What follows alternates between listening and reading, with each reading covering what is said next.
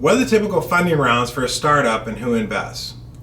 In a startup that needs to raise outside capital, there are commonly 4 stages of funding: a seed stage, Series A, Series B, and Series C. A good rule of thumb is to wait as long as possible before raising outside capital. Bootstrap the business with your own money and borrow money under favorable terms from friends and family. It's not uncommon that founders will invest between $10,000 and $100,000 of their own money in their startup. Friends and family can sometimes account for another $100,000 to $200,000 of capital, typically in the form of a note or a loan. Seed funding rounds are typically where angel investors come into play, and the amount of capital raised ranges from $500,000 to $1 million. Seed round investors typically own 10 to 15% of the company post-money, but it could be as high as 50% depending upon the situation. Typical Series A rounds range from $3 million to $5 million, but can be as high as $8 to $10 million. This is the first institutional round of financing where venture capitalists come into play. What's commonly referred to as the growth series is, Series B and Series C. Those rounds can range in size from $8 million to $50 million.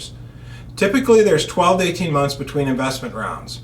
5 key lessons I've learned from my experience are: number 1, raising money takes longer than you think, so plan for that.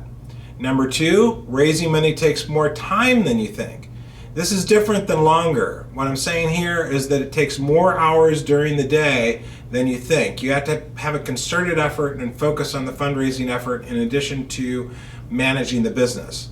Number 3, you want to get guidance from an experienced professional or mentor or coach, someone that has been through this process before, that has experience, and that can help you navigate through it and be more efficient in raising money.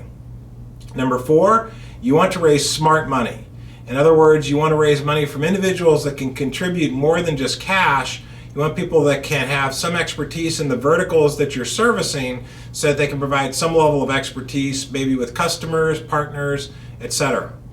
Number 5, there are new ways to raise money, including crowdfunding and syndicates of angel investors, but investigate the cost of raising money in this way. Sometimes it can be up to 20% of the amount raised, so be aware of that. This is Patrick Henry, the CEO of QuestFusion, with The Real Deal: What Matters.